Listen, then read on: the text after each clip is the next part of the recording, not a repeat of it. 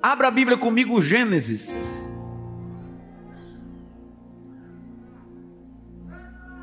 Capítulo de número 3.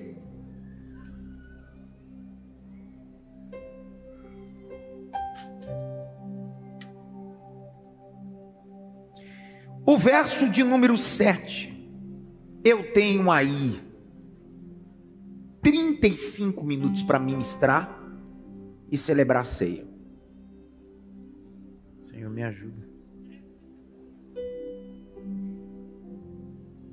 Capítulo 3, verso 7.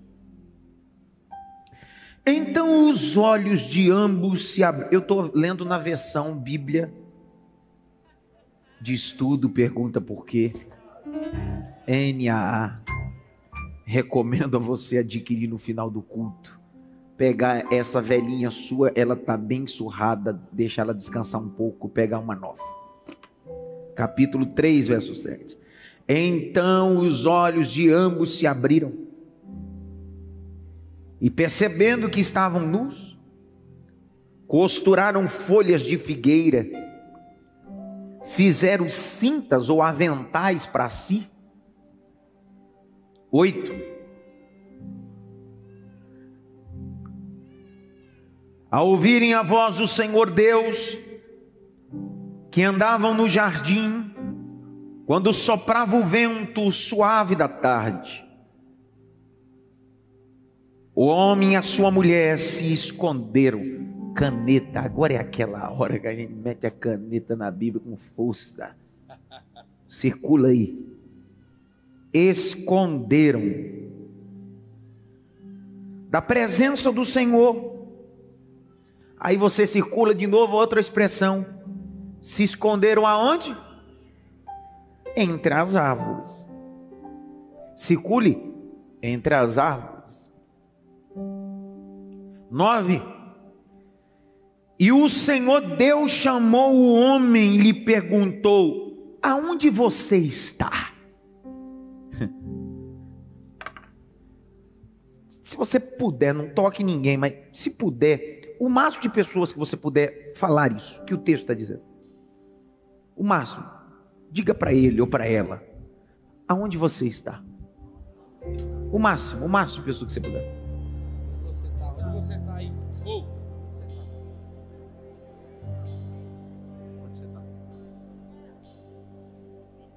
A resposta dele está na continuidade no versículo. Ouvi a tua voz no jardim, porque estava nu, tive medo e me escondi. Porque estava nu, tive medo e me escondi. O tema da mensagem, põe aí, mídia, por favor, e eu quero trabalhar debaixo desse tema nesses minutos que me restam. Adão, não se esconda. Adão, não se esconda. Antes que eu possa fazer a exposição desse tema de forma fidedigna, eu queria criar um pano de fundo, guisa introdutória sobre o assunto. Nós estamos falando da criação. Nós somos criacionistas. Nós não acreditamos no conceito popularmente chamado conceito de Darwin, a evolução. Ainda que Darwin não tenha trabalhado a evolução como hoje é banalizado, Darwin nunca trabalhou essa ideia como alguns trabalham, mas nós não somos adeptos ao conceito de Darwin. Somos criacionistas. Cremos de forma absoluta, cabal, que tudo foi criado por Deus. Ele é o Criador. Se você olhar o texto do Gênesis, permita-me abrir com você Gênesis 1. Bereshit bara Elohim et hashamai ve'et haaretz. No princípio criou Deus os céus e terra. É o Deus que cria Hashamayim, céus. É o Deus que cria para fazer segundo a sua vontade. Não cria porque precisa, cria porque quer. Cria não porque é dependente, porque por ser o Criador não depende de nada. Cria porque a beleza dele está em criar algo sem precisar disso que ele vai criar. Só que uma das coisas de Gênesis 1, verso 1, é o conceito linguístico do texto original. Eu me lembro que quando estava a fazer hebraico na PUC, a Moré, professora Graziela Furman, uma das melhores educadoras judia, nascida em Israel, educadora em Nova York, nos presenteou em falar sobre Gênesis 1, falando sobre um Deus que decide criar, como ela mesmo diz, o eterno que decide revelar a eternidade aos homens limitados. Por quê? Porque enquanto nós olhamos a eternidade na perspectiva de um local sem fim, Deus é o único que olha a eternidade e diz: eu conheço o fim dela. Por que o Senhor conhece o fim dela? Porque só os limitados e aqueles que foram criados olham a eternidade como algo que não tem fim. Mas eu, sendo Criador, conheço o fim da eternidade. E para facilitar, na verdade, antes de mim ela nem existia. Fui eu que tornei ela existir. Por quê? Porque eu sou o Pai da eternidade. Eu conheço o fim dela. Uma das expressões que é utilizada em Gênesis capítulo 1, redobre a atenção, verso 1, é o verbo que está aí, bara, bereshit, bara, criou, grite bem alto, criou, mais alto, criou, bara. Deus está criando, e a linguística hebraica para a expressão do verbo bara é tornar a existência aquilo que nunca existiu. Criar alguma coisa a partir do nada. Isso é Deus. É isso que revela o caráter de Deus. É um Deus que está criando a partir do nada. Só que quando você olha o capítulo de número 1, verso 26, a palavra façamos ou fazer é outro verbo hebraico, ao contrário de Gênesis 1, verso 1, que é bara. O verbo que está aí é asa, é tornar a existência a partir de alguma coisa. Então, enquanto Gênesis 1, verso 1, Deus está criando a partir do nada, Gênesis 1, 26, Deus está dizendo: eu vou criar o homem a partir do pó da terra. Deus não está dizendo eu sou limitado, Ele está dizendo eu crio a partir do nada e crio a partir de alguma coisa. Deus está dizendo: se você tiver fé, eu opero. Se você não tiver fé, eu continuo operando. Se na tua botija tiver azeite, eu coloco. Se na tua botija não tiver azeite, eu multiplico. Porque não explico a ninguém. Eu sou Deus que crio do nada e a partir de alguma coisa. Acabou. É isso que revela o poder de Deus. Deus vai criando. Deus diz às águas: produzam peixes. Deus diz à terra: produz animais. Do terceiro para o quarto dia, Deus estabelece sol, lua, estações, meses. Não existia ainda. Chega o quinto dia. Ao sexto dia, Deus decide criar o homem. Deus cria o homem do pó da terra. E quem é esse pó da terra? A vocalização hebraica tem algumas origens. A primeira é Adamar. Damar é a segunda. Humanidade. Vermelho. Deus decide criar o homem, dar um nome para ele, que de forma etimológica traz a ideia de humanidade. Vermelho. É isso que Deus está fazendo, grite bem alto, Deus está fazendo. Só que uma das expressões, que são 3 para a ideia da palavra Adão, é vermelho, humano e semelhante. Dá para repetir? Abre a boca para falar, vai. Vermelho, humano e semelhante. Deus está dizendo, esse Damá, esse Adamá, esse Adão, ele é vermelho, ele é humano, ele é semelhante. A palavra semelhante, façamos o homem a nossa imagem. A palavra imagem é tesselém, rascunho. Deus decide fazer o rascunho. E rascunho, se você não sabe, quando você faz um rascunho, você pega muitas das vezes, após realizar o rascunho e passar a limpo, você pega o rascunho e joga fora. Deus decidiu pegar o rascunho e colocar no jardim do Éden. Veja a beleza desse Deus. Deus está dizendo, o que para você é rascunho, é só algo superficial. Para mim, o meu rascunho já tem excelência, é um vermelho humano semelhante. Quando a gente olha a ideia do nome Adão, a sua origem, dentro dessa perspectiva de vermelho, humano e semelhante, Paulo vai escrever a missiva à igreja de Filipos, e ele vai fazer uma síntese dessas 3 coisas em Cristo. Cristo era humano, Cristo era semelhante, e Cristo ficou vermelho. Por quê?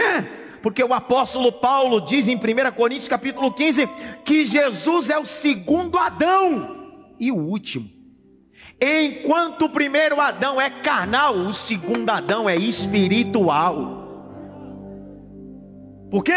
Olhe comigo Filipenses capítulo 2, abra a Bíblia, Filipenses 2.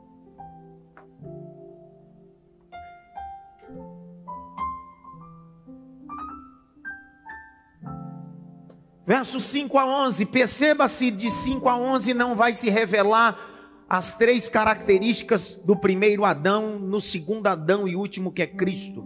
Ele é semelhante, ele é humano e ele é vermelho.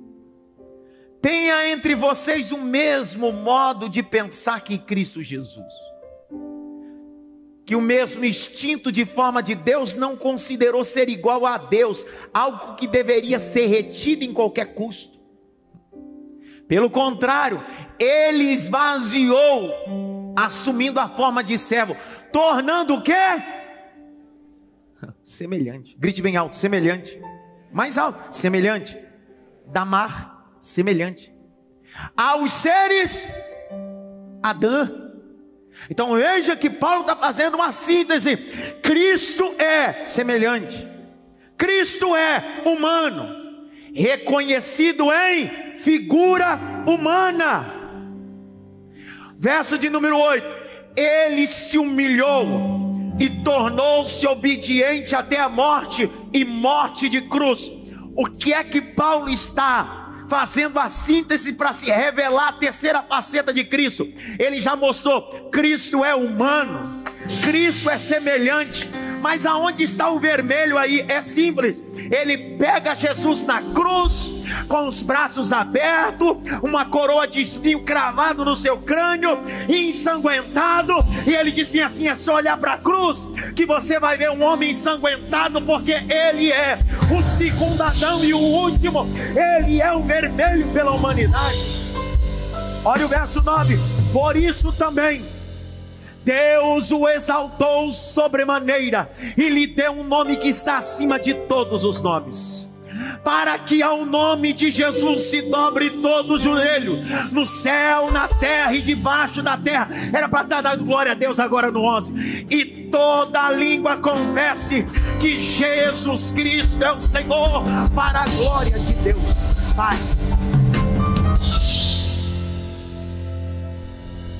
É isso que Paulo está fazendo, uma síntese sobre o primeiro Adão. É semelhante, ele é humano e ele é vermelho. Jesus é semelhante, ele é humano e ele é vermelho. Deus cria o homem, sopra sobre sua narina o ruá. O ruá é sopro, vida.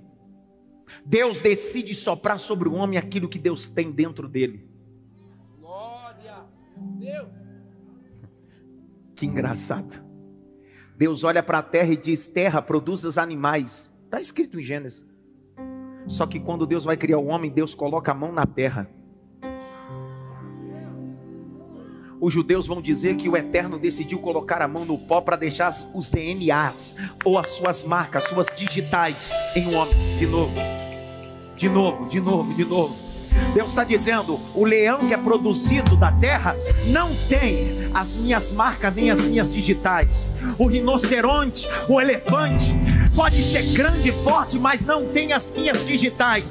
Um homem com cabeça, tronco e membros, formado de corpo, alma e espírito, com 206 ossos no corpo, parecendo frágil demais, eu decidi soprar nele o que tem dentro de mim: vida. O que o Eterno está dizendo é: enquanto os animais são seres irracionais, eu soprei sobre homens e eles pensam. E eu termino. Deus está criando. Grite bem alto: Deus cria. Não mais alto: Deus cria. O que é criar? Por que Deus está criando? O que é que Deus está fazendo? Olha o capítulo 2.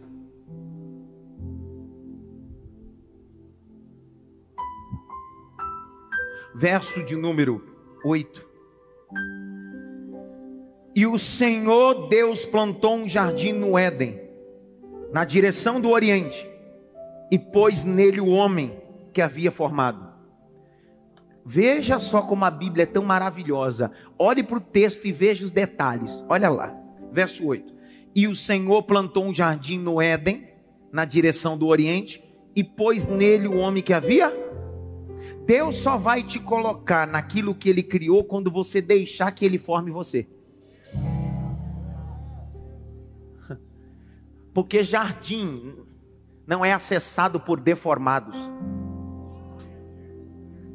Peraí, pastor, mas Eva e Adão foram expulsos do pecado. Peraí, eu não estou falando de pecado, eu estou falando de deformidade. Porque jardim não é ambiente para perfeito, mas não é ambiente para deformado. Deus está dizendo: você só vai acessar o jardim quando você me permitir formar você. Então não relute, não saia do ambiente onde Deus está formando você para um propósito. Liberei. De novo. Não relute, Deus está formando você para um propósito. E não será homens que vão colocar você nesse propósito. Deus está dizendo: eu criei um ambiente e estou formando você para esse ambiente. De novo. Eu criei um ambiente, estou formando você para esse ambiente. E quando eu terminar a formação, eu coloco você dentro desse ambiente. Está parecendo José, estou liberando a palavra. Com 17 anos ele está tendo um sonho. E o Senhor disse: quando você estiver formado, eu te coloco no ambiente que eu formei para você governar, José.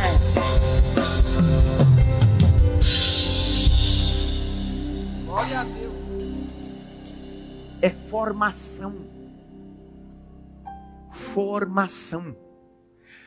Dá uma olhada pelo menos para 3 e diga para ele assim: permita-se ser formado.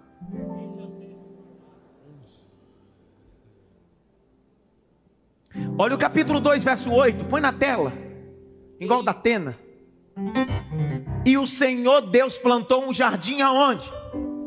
Vamos lá. E o Senhor plantou um jardim aonde? A gente passa a vida toda na igreja dizendo que é tudo a mesma coisa. Jardim Éden é tudo a mesma coisa. Tem coisa que não precisa nem de... Precisa nem da Jaqueline explicar gramaticalmente, língua portuguesa, essas coisas. Não precisa. Está escrito ali. E o Senhor plantou um jardim no Éden. Pergunta a mim, por quê? Não, vamos lá, por quê? Deus descia onde? No Éden ou no jardim? Porque Deus só desce no ambiente que Ele planta. Não é no ambiente que Ele cria. Que isso? Caio, se não é glória, agora eu te pego. Deus disse, terra. Deus disse, eu não desço nesse ambiente. Eu não criei, não plantei. Quer dizer, eu não plantei. Só que Deus diz assim: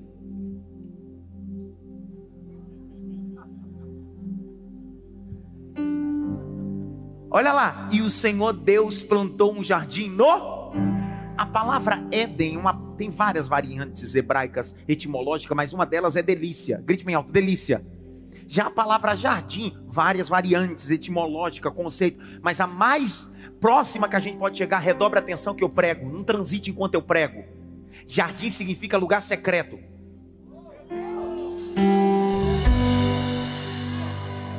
Falou, agora é aquela hora que a mensagem vem e você vive, sabe aquele momento? Deus está dizendo: eu formei um lugar secreto para que nós possamos nos encontrar. De novo, eu criei um lugar secreto e plantei aí na terra, para que quando você quiser conversar comigo, sai do teu Éden, que é lugar de delícia, e entra no meu jardim que eu desço para a gente conversar. Você sabe por que tem gente que vai viver milhões de anos na igreja e para ele a igreja nunca será nada, o evangelho nunca será nada? Sabe por quê? Porque esse ambiente para ele aqui é Éden. Ele faz da igreja o que ele faz na empresa dele. Ele faz na igreja o que ele faz na casa dele. Para ele isso aqui é mais uma extensão de uma reunião qualquer. Já para alguns, por que num ambiente como esse, alguns dizem: eu não senti nada, eu não recebi nada, eu não entendi nada. Para outros, eles dizem assim: cara, minha vida mudou. Porque para ele isso aqui não é Éden, isso aqui é jardim de Deus. Levante as suas mãos para o alto. Aqui no templo, em casa, veio assistir? Assiste. Mas se veio adorar, adore e abra a boca, porque Deus está dizendo: eu plantei um jardim no seu Éden para que nós possamos nos encontrar.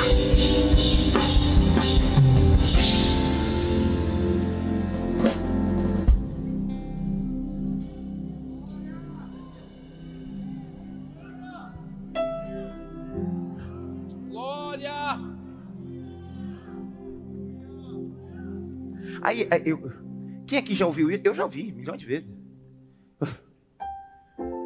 Quantas vezes você já ouviu pessoa dizendo assim: cara, se não fosse Adão, nem trabalhar eu precisaria.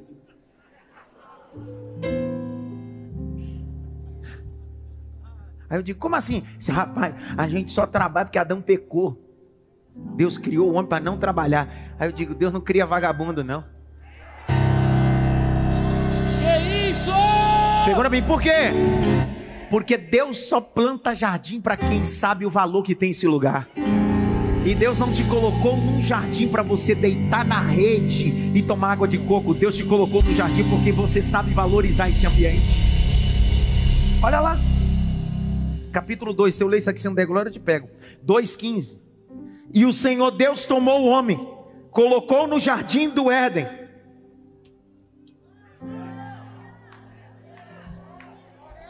Deus não te colocou aqui para ficar parado. Você acha que você vem da Zona Leste, Zona Leste, Zona Oeste, Zona Sul, interior de São Paulo, para ficar aqui sentadinho? Isso aqui é jardim, mas Deus está dizendo: é tempo de lavrar, é tempo de cultivar, é tempo de trabalhar no jardim.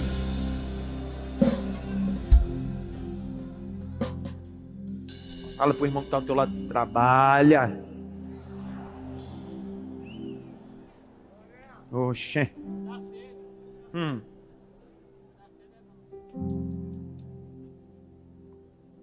Deus nunca colocará você em um lugar sem propósito. Deus podia dizer assim: Deus nunca vai te colocar num ambiente sem propósito. Deus diz assim: olha, eu plantei um jardim no Éden, entra.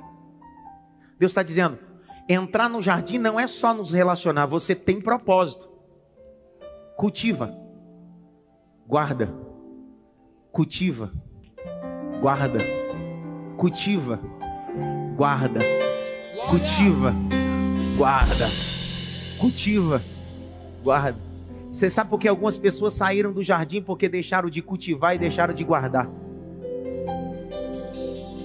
É vida cristã, meu irmão. Vida cristã precisa ser cultivada e precisa ser guardada.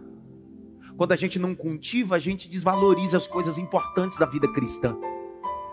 Olha o capítulo 2, verso 16, lê aí, Jaque. E o Senhor Deus ordenou ao homem: de toda árvore do jardim você pode comer livremente. Para.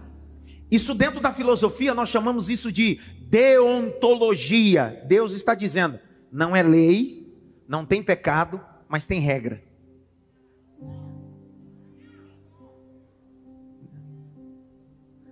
Ninguém entendeu, Senhor? Será que...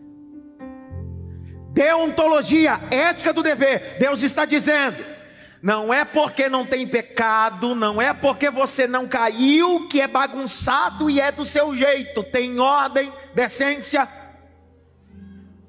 deveres. O oposto de deontologia é antinomismo. Antinomismo, anti-contra. Nomos, lei, contra as leis.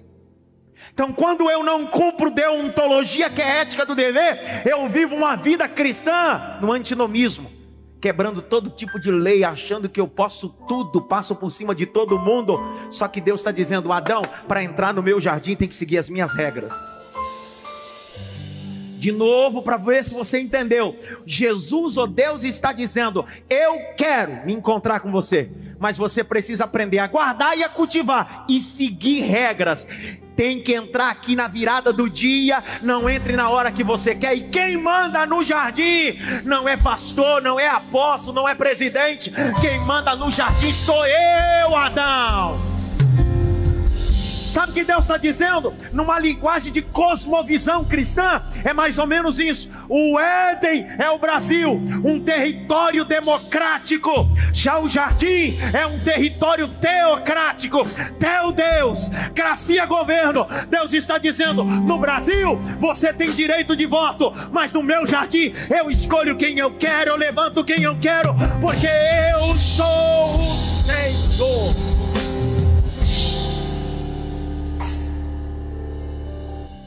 Entrar no reino é perder o direito de voto. Entrar no reino é perder o direito de escolha. Foi esse tipo de evangelho que Jesus apresentou aos discípulos, que Judas Iscariotes não aceitou, porque Jesus orou e disse assim, que seja feita a tua. Isso não é democracia, isso é teocracia, é o governo dele, é a tua vontade. A tua vontade está acima de todas as coisas. A pergunta que não quer calar, qual é o lugar mais fácil de viver? No Éden ou no jardim? Ninguém fala nada comigo.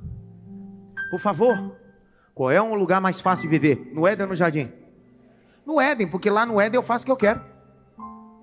Só que no jardim, eu tenho que seguir. Você entendeu? Na religiosidade, no farisaísmo, é mais fácil viver. Porque na religiosidade você tem aparência, mas não tem essência. E Jesus se manifestou dizendo bem assim, não faça como os fariseus que vão lá na praça pública, com cara entristecida, jejuando e orando. Jesus disse, não é assim, reino de Deus não é aparência, reino de Deus é essência. Eu de bem alto, eu preciso entender o propósito de Deus. Continua, Jaque. Mas da árvore do conhecimento do bem e do mal você não deve comer, porque no dia em que dela comer, você certamente morrerá. Como é que Deus coloca algo perigoso num ambiente de intimidade? Que isso?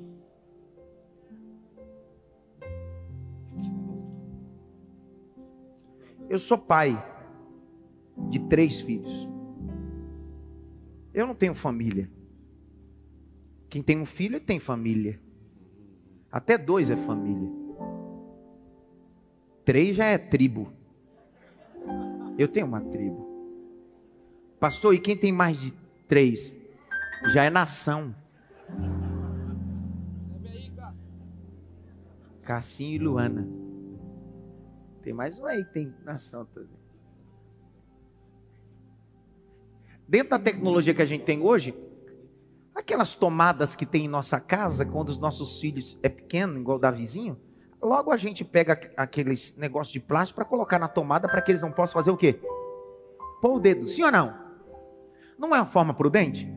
Só que Deus está dizendo, prudente para você, mas você está poupando ele da experiência de viver. Cara, isso aqui mexeu comigo, porque eu fiquei lendo, tipo, por que o Senhor não põe essa bendita dessa árvore lá fora?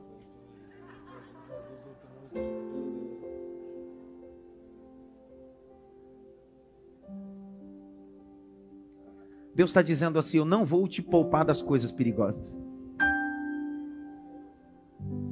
Você pode estar vivendo no jardim, mas existe sempre uma árvore proibida. E Deus sempre vai dizer, coma de tudo, menos daquela. Só que nós temos um senso psicossocial assim. Quando dizem que não é para tocar, a gente diz...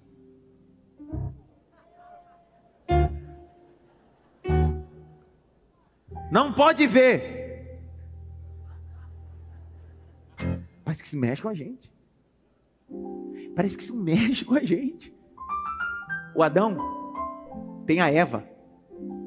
A Eva é tirada dele. E aí, ele entra nesse jardim. Agora olha o capítulo 3. E eu dei essa guisa introdutória para terminar já agora. Que isso? Um dos mais brilhantes teólogos canadenses, filósofo também, Dr. Carson, vai observar o capítulo 3 de Gênesis e vai dizer uma coisa, e eu concordo com ele. Ele diz, cuidado com as perguntas da serpente. Cuidado porque existem perguntas que são capciosas, envolventes.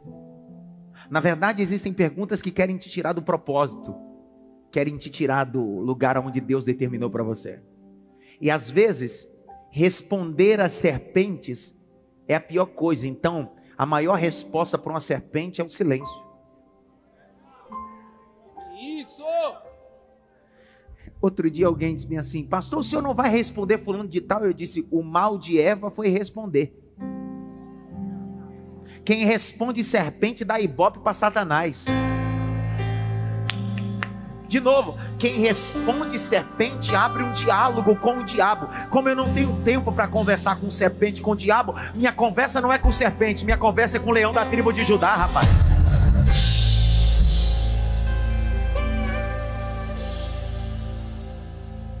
Dá uma olhadinha pelo menos para três assim, para de conversa com serpente.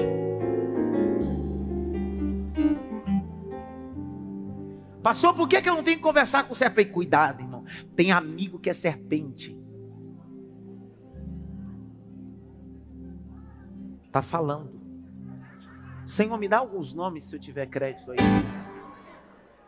Deus sabe para quem dá esses nomes. Se Ele me desse, eu...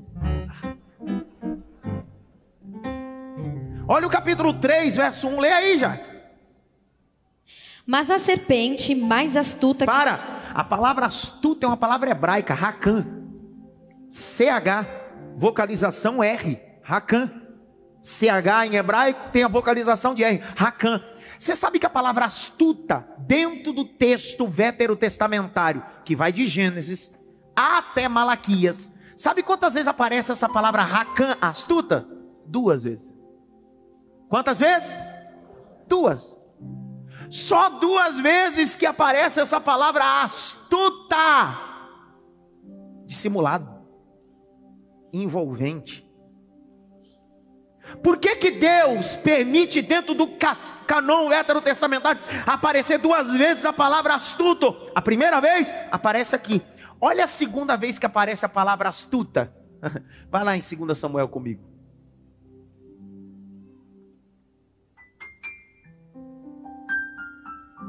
Em 2 Samuel, aparece astuto em um relacionamento de amizade. O texto diz, em Samuel, que Jonadab é amigo de Aminon. Grite bem alto, Aminon. Você sabe quem era Aminon? Aminon era filho de Davi. Aminon era filho de quem? Ele tinha um amigo e o nome desse amigo era Jonadab. E o texto diz, e Jonadab era astuto, Racan. Você sabe o que esse amigo fez com Aminon? Disse para ele, Aminon, tua irmã Tamar é bela. Ele começou a estimular o seu amigo que pudesse se apoderar de sua irmã. E isso aconteceu, uma violência sexual, ele se apodera da irmã. É disso que Deus está falando. Cuidado às pessoas astutas que você coloca na sua mesa. Tem gente astuta que tem título de amigo, mas no final das contas quer tirar você do propósito de Deus. Eu vou liberar uma palavra aqui, que eu vim dentro daquela aeronave queimando na minha alma. Eu vim liberar uma palavra e dizer para você que esse ano de 2022, Deus vai tirar os amigos astutos da sua mesa. Gente que se aproveita de você, gente que estava tramando contra você, Deus vai limpar da tua mesa.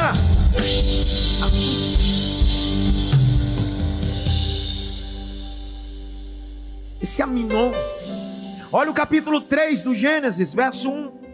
Mas a serpente era mais astuta que todos os animais selvagens que o Senhor Deus tinha feito. Verso de número 1, continuando. E é a verdade que Deus disse: não comam do fruto nenhum dessa árvore do jardim.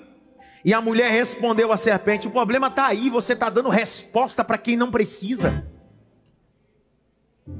Para de responder. Fala! Cara, tu está gastando tempo para responder quem não deveria. Queria voltar um pouquinho ao ano de 2021, ano de Neemias.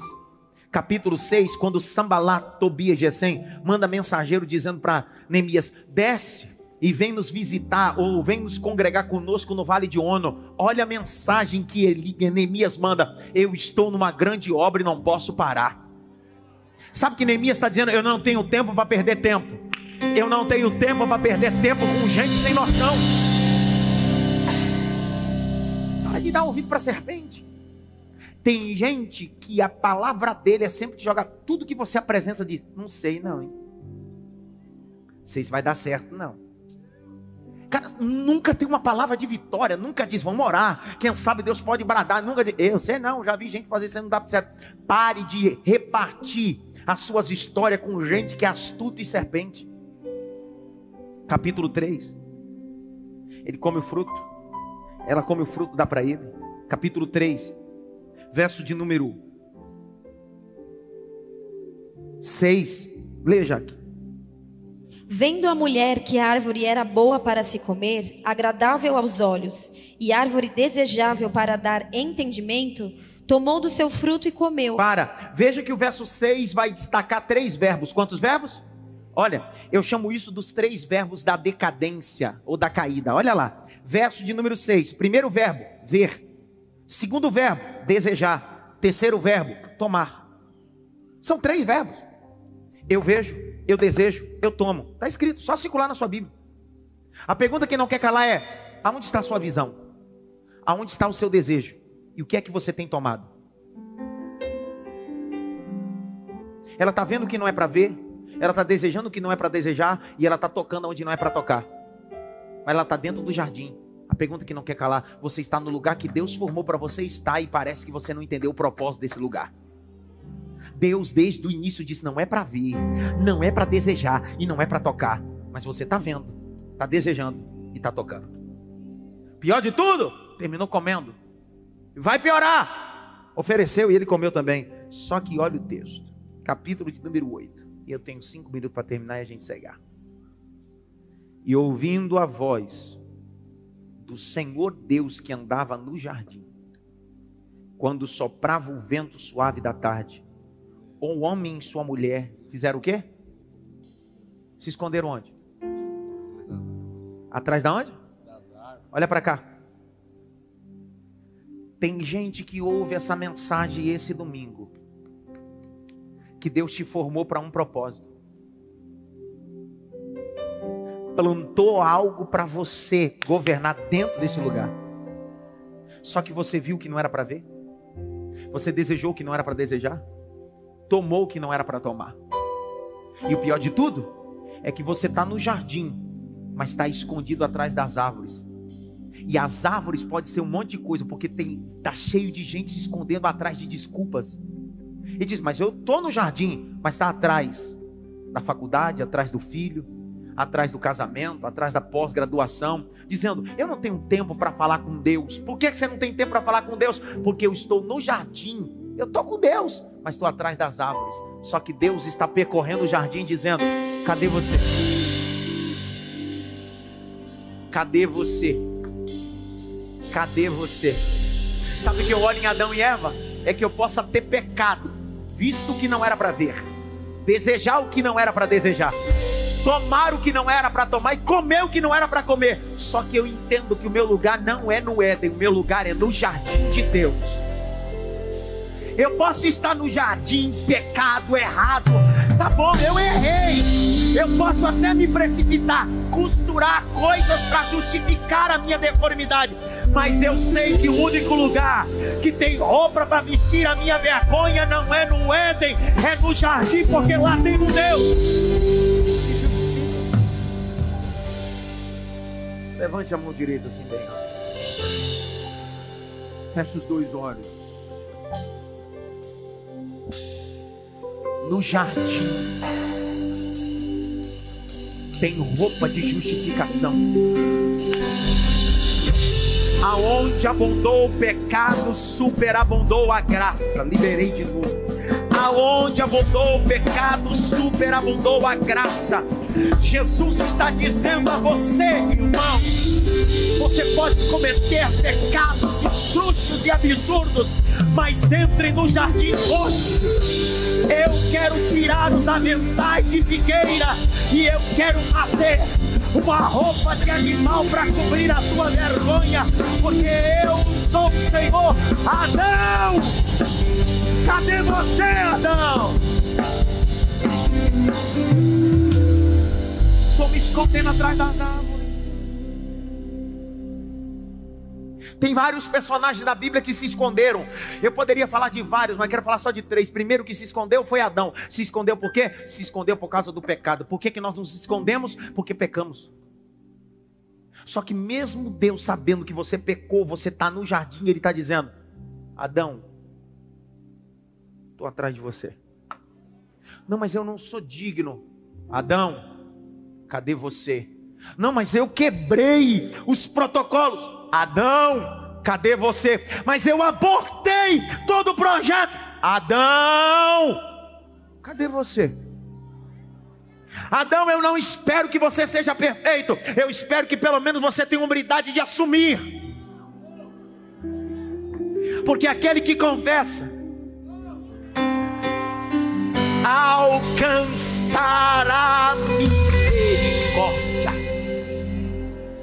Levanta-se a mão direita, bate pelo menos em 3 mãos assim: cadê você? Cadê você? Cadê você, Adão?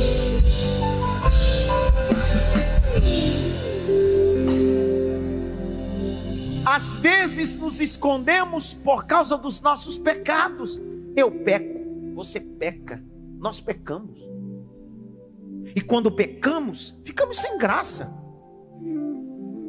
Não achamos, na verdade, que somos dignos, e nem sem pecado, porque a dignidade está nele, por ele, para ele são todas as coisas. Segunda coisa que nos faz nos esconder é o medo de assumir o que ele tem para nós.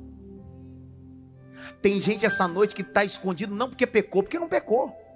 Tem gente que está escondido porque o céu decidiu: eu quero te usar, e você diz: vou me esconder, eu não estou preparado para isso. Ei, o primeiro rei de Israel foi Saul. O primeiro rei de Israel foi quem? Você sabia que ele se escondeu no meio das bagagens? E Deus deu um grito bem assim: eu te encontrei no meio das bagagens, Saul. Abre comigo aí, 1 Samuel, capítulo de número 10, verso 21 e 22. Tem gente se escondendo do propósito. Eu não sei, eu não posso, eu não consigo. Deus está dizendo: ô Saul, eu te achei. Então Samuel chamou a tribo de Benjamim pelas suas famílias, e foi indicada a família de Matri, e da família de Matri foi indicado Saul, filho de Quis. Mas quando procuraram, não puderam encontrar.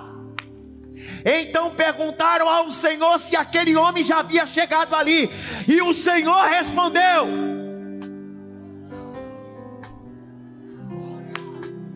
E o Senhor respondeu: ele está escondido entre as bagagens.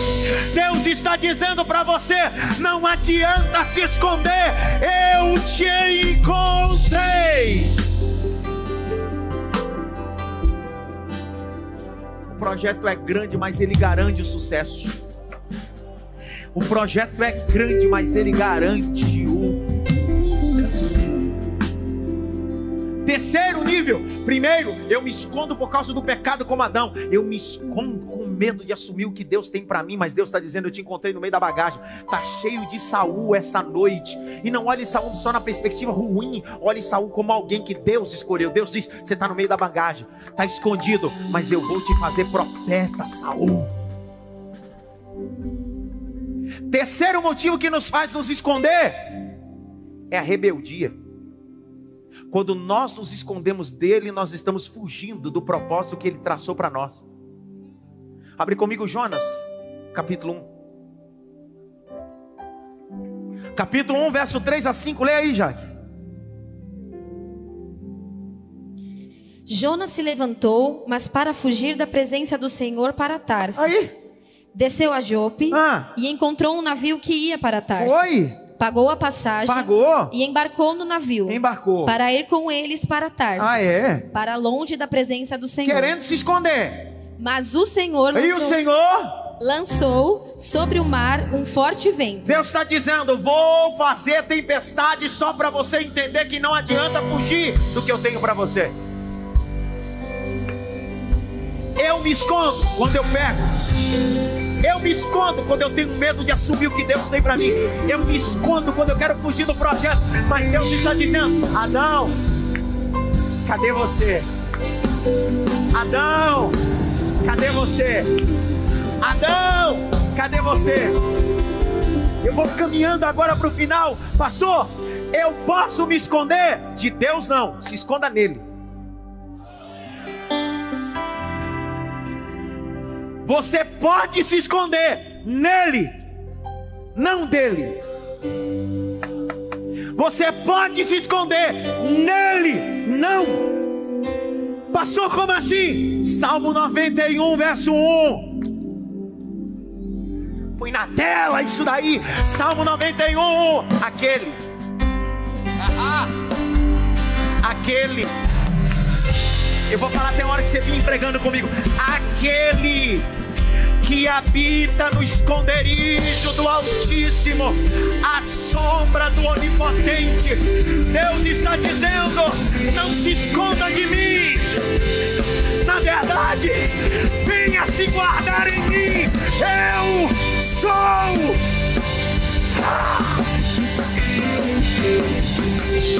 Pastor, o Senhor está dizendo que eu tenho que me esconder, não dele, mas nele.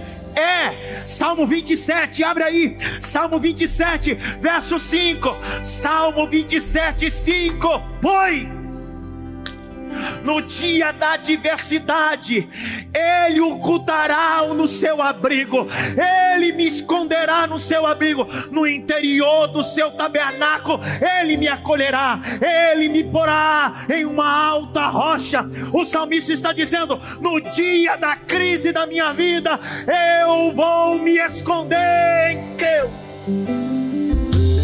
Grite bem alto: eu vou me esconder em Deus. Pastor, Adão, cadê você? Os pecados nos fazem nos esconder. O medo de assumir responsabilidade nos faz nos esconder. A rebeldia de um projeto nos faz nos esconder dele. Mas na verdade nós vamos esconder. Se vós estiveres em mim, minha palavra estiver em vós. Glória. Deus está procurando Adão como está procurando você hoje. Salmo 101, verso 6. Abre aí, Salmo 101, verso 6. Deus procurou Adão e está procurando você hoje. Salmo 101, verso 6. Os meus olhos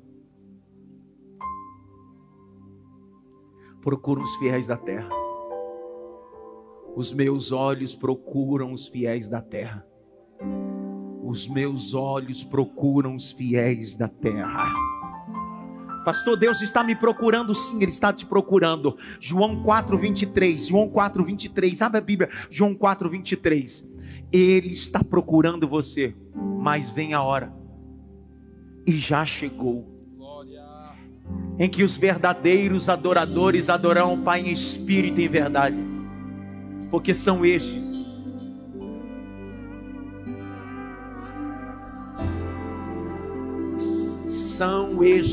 a quem o Pai procura para ser seus adoradores.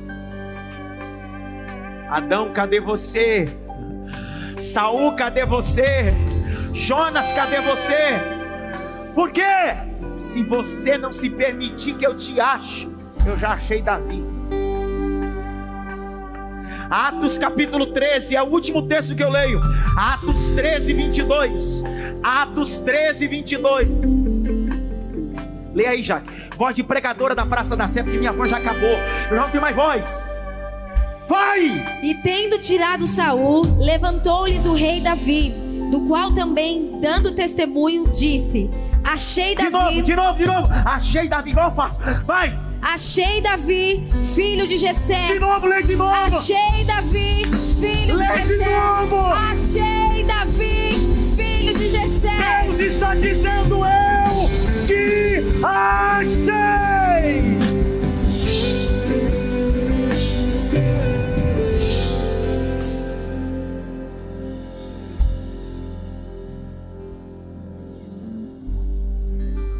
Grite bem alto: o Senhor está me procurando.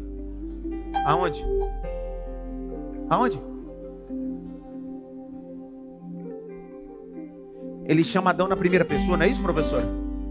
Se ele chama na primeira pessoa, porque ele sabe onde ele está. Ele não está dizendo: Adão, cadê você? Não é porque ele não sabe, na verdade ele sabe.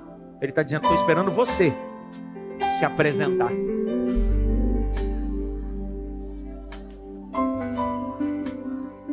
Adão, não se esconde não. Não adianta se esconder. Curve sua cabeça e nós vamos celebrar a ceia.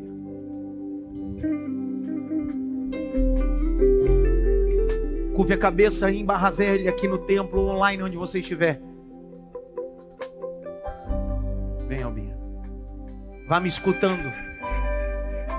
Tem lugar na mesa. Me escute. Isso que é importante, que Deus me deu esse site aqui agora. Um dia o filho pródigo decidiu pegar tudo que tinha e se esconder de quem? Do pai.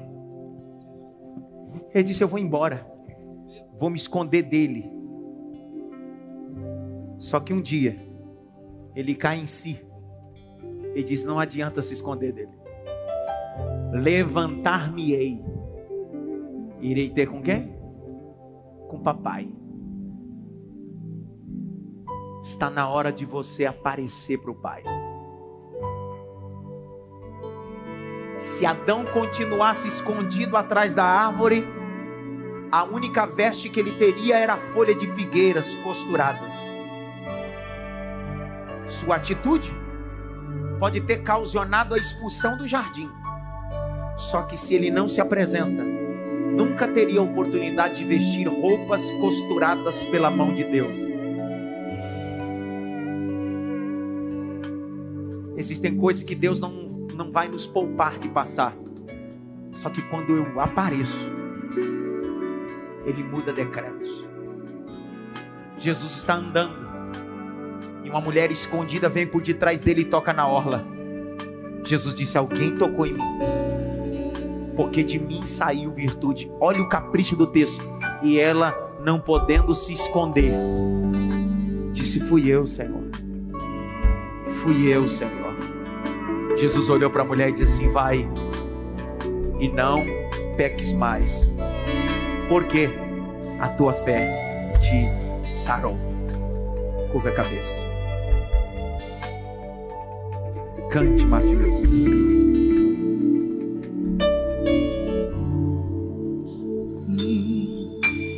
Pai, com Contra ti e contra o céu pequei, me enchi de mim e me deixei levar, e escravo dos meus erros me tornei.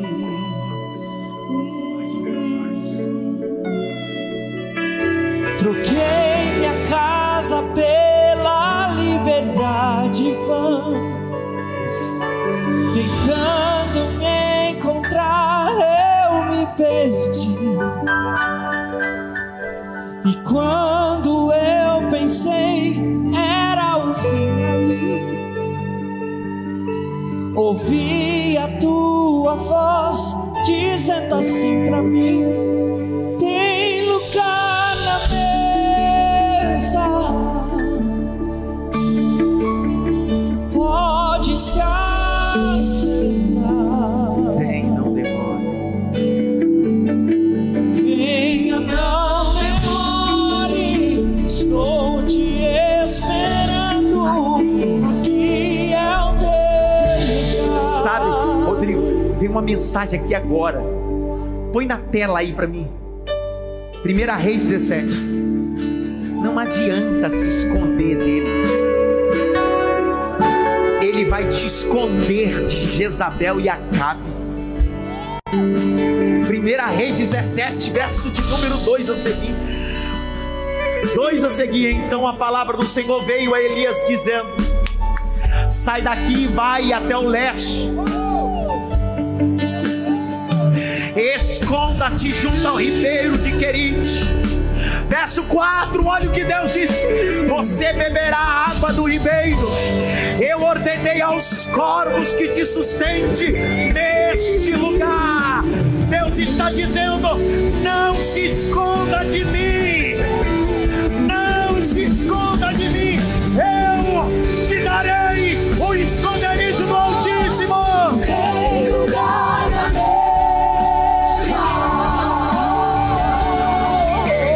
pode se assentar. Vem, não demore não. Venha, não demore, estou te esperando. Aqui é o teu lugar. 1 Coríntios 11, 23. Porque eu recebi do Senhor que também vos ensinei, que Jesus na noite que foi traído tomou um pão, e tendo dado graça o partiu e disse: tomai e comei, esse é o meu corpo. Fazer isso em memória de mim. Nossa linha não é a transubstanciação. Nós não acreditamos que o pão vira corpo. Nossa linha é a linha de Zwinglio, o grande teólogo suíço. Isso é memorial. Isso não é Eucaristia. Fazer isso em memória. Participai todos.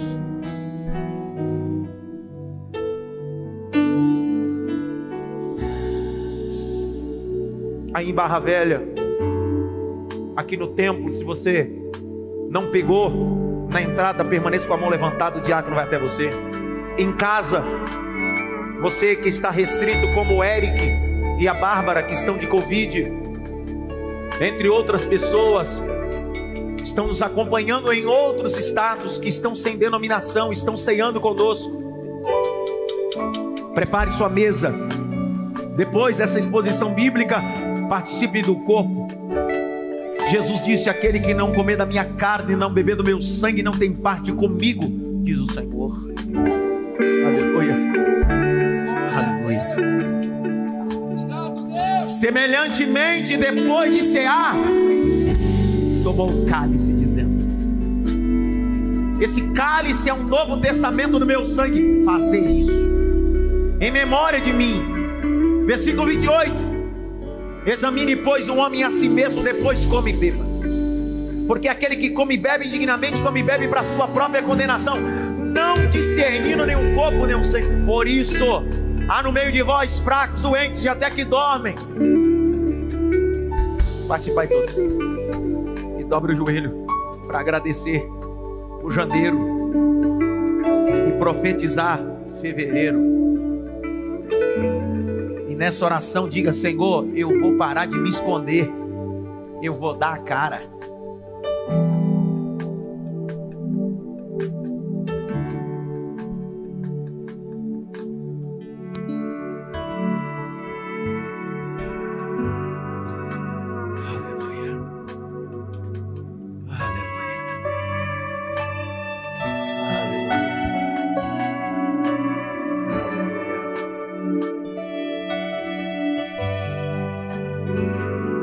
Adão, cadê você? Eu me escondi, Senhor, porque pequei. Jonas, cadê você? Eu me escondi porque estava com medo de ir para Nínive. Saul, cadê você? Eu me escondi no meio das bagagens que eu estava com medo de assumir. Isso é muito grande para mim. Não tenha medo, Adão, eu não vou te matar. Não tenha medo, Saul, eu vou te usar. Não tenha medo, Jonas, como eu fui com teu pai Amitai, serei contigo.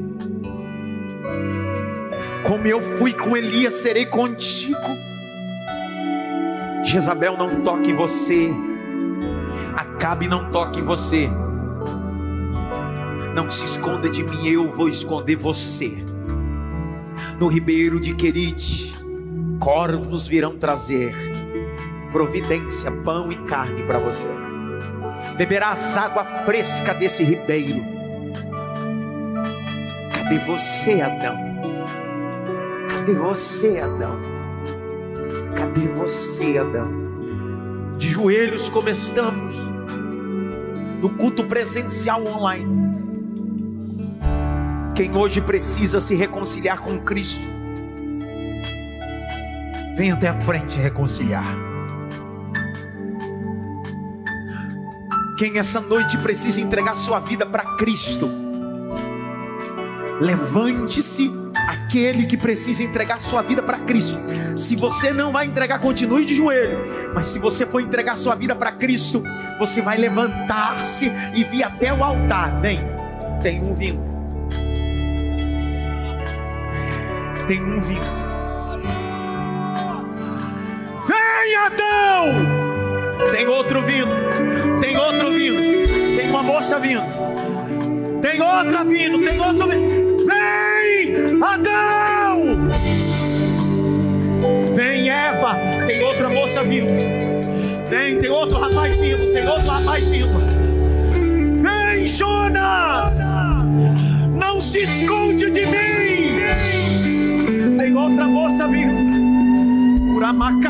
Tem outra moça vindo ali. Tem outro rapaz vindo ali agora. Vem, Adão! Eu não quero te matar, eu quero te vestir.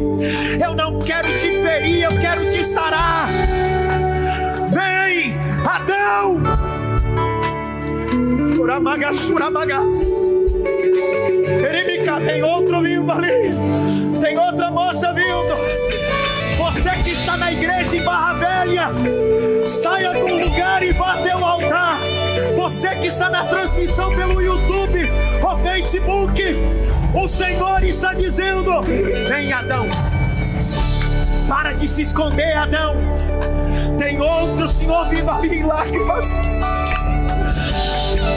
Ah, meu Deus do céu. Vem, Adão. Tem outra moça vindo.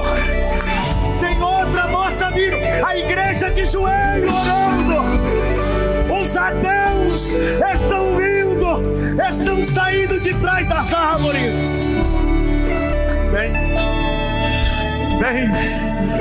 Tem um Adão, tem dois Adão, tem três Adão, tem quatro Adão, tem cinco Adão, tem seis Adão, tem sete, tem 8, tem 9, tem 10, tem 11, tem 12, tem 13, tem 14, tem 15, 16, 17, 18, 19, 20. Vem, Adão! Vem, Adão!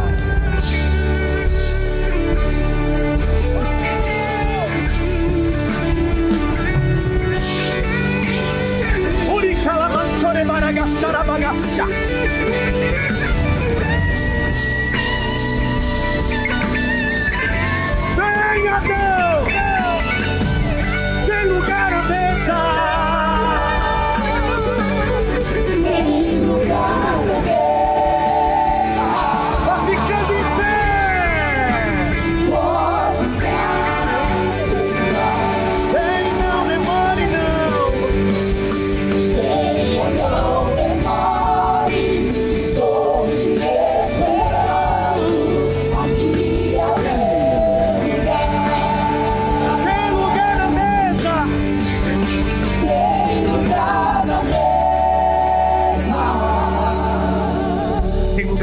olhos, olha. Alguns estão como Jonas, outros estão como Saul, a lágrima. Outros estão como Adão. Tem mais um chegando. Tem mais um chegando. Adão, cadê você, Adão? Sai de trás das árvores, Adão.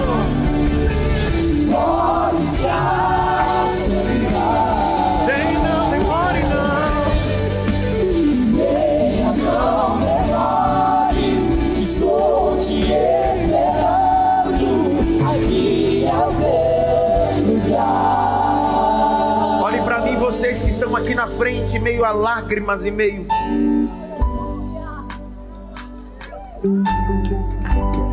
Deus sabia onde Adão estava. Deus sabia onde vocês estavam. Atrás de árvores. Cada um tem a árvore que se esconde. Não tem problema. Só que Deus gritou hoje. E o grito dele balançou a alma de vocês. É aquele grito dizendo: não dá para se esconder mais. Não dá para abortar mais o que eu tenho para vocês. Eu sei que o erro se faz, ou nos faz se esconder. Eu sei que o medo nos faz nos esconder. Só que Deus está dizendo: pode ser Adão, pode ser Saul, pode ser Jonas, você continua sendo meu filho e eu tenho um propósito com você. Levante as duas mãos para o alto, vocês, só vocês aqui na frente. Mão assim, ó, para o alto. Repita comigo assim, diga: Senhor, mais alto, Senhor, eu saí detrás das árvores. Diga: eu deixei de me esconder. Eu quero assumir publicamente o meu lugar no reino de Deus. Fecha os olhos, Pai, no nome de Jesus. No nome de Jesus.